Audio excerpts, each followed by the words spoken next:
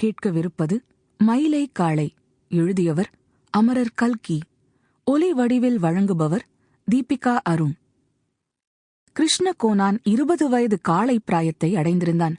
ஒரு தவறு செய்தால் பின்னால் அதிலிருந்து பல தவறுகள் நேரிடுகின்றன என்பதற்கு இது ஓர் உதாரணம் அல்லவா? 20 வருஷத்திற்கு முன்னால் கிருஷ்ணன் இந்த பூமியில் பிறந்தான். அதன் பிறகு அவனுடைய அனுமதியை கேளாமலே வயது ஆகிக் கொண்டு வந்தது. 20 பிராயம் நிரம்பும் காலம் சமீபித்தது. நேற்று அவனுடைய மயிலை காளை கெட்டுப்போய் இன்று அதை அவன் தேடி அலையும்படி நேரிட்டதற்கு காரணம் என்னவென்று நினைக்கிறீர்கள்? என்னுடைய அபிப்பிராயம் அவனுடைய பிராயம்தான் அதற்கு காரணம் என்பது.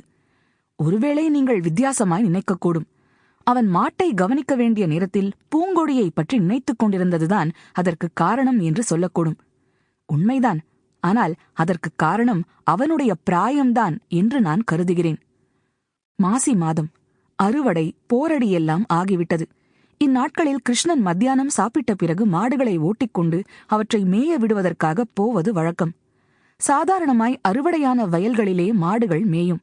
லயன்கரை மேஸ்திரி எவனும் வரமாட்டான் என்று தோன்றுகிற சமயத்தில் கிருஷ்ணன் மாடுகளை ராஜன் வாய்க்காலுக்கு அப்பால் ஓட்டுவான். கொள்ளிடத்துக்கும் ராஜன் வாய்க்காலுக்கும் மத்தியிலுள்ள அடர்ந்த காட்டில் மாடுகள் மேயும். பொழுது சாய்வதற்குள் திரும்பி ஓட்டிக்கொண்டு வந்து விடுவான்.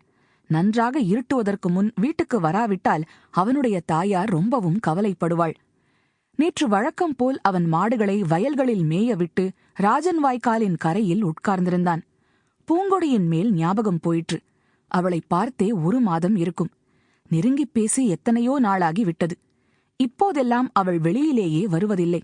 பாவம், நோயாளி மாமனுக்கு பணிவிடை செய்து கொண்டு வீட்டுக்குள்ளேயே அடைந்து இருக்கிறாள். பெருமாள் கோனான் இன்னும் எத்தனை நாளைக்கு இப்படி செத்தும் சாகாமலும் கிடப்பான்? அவன் செத்துப்போனால் அப்புறம் பூங்கொடியின் கதி என்ன? அவள் பிறகு அந்த வீட்டில் இருக்க முடியுமா? பெருமாள் கோனான் பெண்டாட்டி பெரிய பிசாசு அல்லவா? அவளிடம் பூங்கொடி என்ன பாடுபடுவாள்? இப்போது மாமன் இருக்கும்போதே இந்த பாடுபடுத்துகிறாளே. என்னவெல்லாமோ யோசித்த பின்னர் கடைசியாக அவன் மனம் கல்யாணத்தில் வந்து நின்றது. ஏழை பெண்தான்.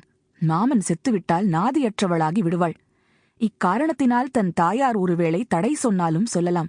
ஆனால் இந்த ஒரு விஷயத்தில் மட்டும் தாயார் மறுத்துச் சொன்னால் கூட கேட்க முடியாது என்று அவனுக்கு தோன்றிற்று. இப்படி அவன் எண்ணமிட்டுக் கொண்டிருக்கையில் மயிலைக்காளை ராஜன் வாய்க்காலில் இறங்கி அக்கறை போவதை அவன் கண்கள் பார்த்தன. மூளைக்கு செய்தியும் அனுப்பின. ஆனால் அந்த சமயம் அவன் மூளை வேறு முக்கிய விஷயத்தில் ஈடுபட்டிருந்தபடியால் அச்செய்தியை ஏற்றுக்கொள். Sample complete. Ready to continue?